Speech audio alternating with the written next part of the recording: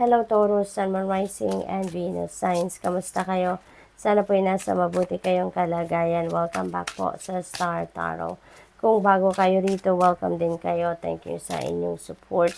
I truly appreciate it. God bless you all. Taurus, Chariot energy, charge ahead with confidence. Stay strong and focused. Okay? Kung ano man ang gagawin ninyo sa ngayon, ano man yung pupuntahan ninyo sa ngayon, be confident, be assertive, magpakatatag lang kayo and focus lang kayo. Okay? Yan ang magiging kapital ninyo para magtagumpay. We have eagle, you will soar towards your destiny with greater clarity and strength. Okay? So, papunta na kayo, you're going to fly high, you're going to soar towards your destiny na, at maganda rito, you have that clarity of mind. You have that physical strength and inner strength for you to be able to embark, no, on that journey. We have birth, and universal energy brings you opportunity and possibility. Kaya meron kayong mga tatahaking bagong path sa ngayon because meron mga bagong oportunidad and posibilidad na paparating sa buhay ninyo sa ngayon, Taurus. So congratulations. May infant din dito, no? So maybe ang iba sa inyo is really giving birth to a new baby. Kung hindi man kayo, baka yung person ninyo. Or baka kung hindi rin kayo, no, sa sitwasyon ninyo mismo, baka sa mga kamag-anak ninyo, kaibigan, baka merong manganganak, no? Unity, ayan, merong union, merong partnership. This could be love and romantic partnership. Maaari din na this is friendship, business partnership. So anything is possible dito. But definitely there is union dito. Star, hard times are over. So napakaganda. Malalagpasan nyo na ngayon ang mga difficult situations, difficult times sa buhay ninyo.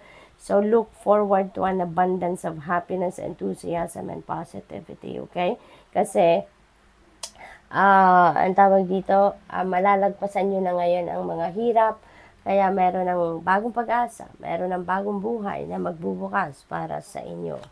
We have lovers, ayan, so meron talagang ano dito, maaaring marriage or engagement na mangyayari, no, for some of you. We have dragonfly, have confidence during this time of great joy, renewal and connection to spirit. So, may mga pagbabago, no, sa buhay ninyo sa ngayon. There's transition talaga na mangyayari.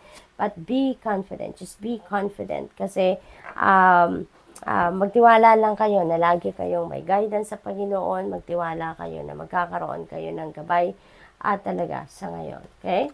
Kaya kung ano man, kahit ano man pagbabago ang mangyayari sa buhay ninyo, rest assured that you're divinely guided. So, kailangan nyo lang napakinggan, ano, ang gabay ng inyong intuition.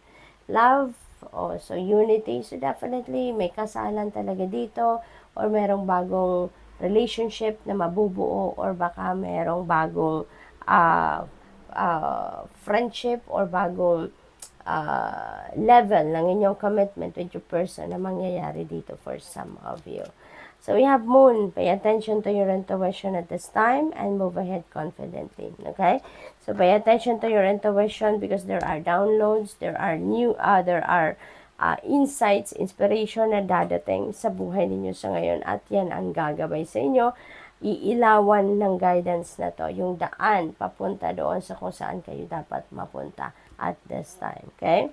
Spiritual messages, Taurus, inuulan talaga kayo dito ng guidance, ng divine guidance, spiritual messages.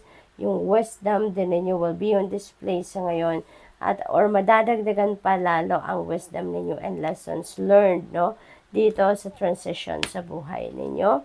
We have goals. You are very lucky sa ngayon because you are up for progress, you are up for expansion, you are up for growth. Maraming positive happenings, experiences na mangyayari sa buhay ninyo ngayon. May mga personal goals din kayong ma-achieve.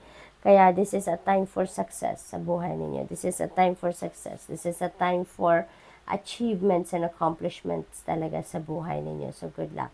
Thank you for watching. Love and light. Namaste.